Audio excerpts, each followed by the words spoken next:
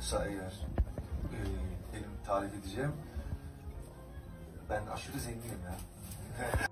Merhaba arkadaşlar, yepyeni haberlerle karşınızdayız. Birsen Altıntaş dava sürpriziyle gündem oldu. Elçin Sango'ya cevabı gecikmedi. Birsen Altıntaş ile Elçin Sango arasında gelirim. Dizi sektöründe yaşanan tekelleşme iddiaları hakkında yaptığı açıklamalarıyla gündeme gelen Birsen Altıntaş, Elçin Sango'ya dava açtı. İkili arasında yaşanan atışmalardan sonra Elçin Sango Birsel Altıntaş'a gerilmişti.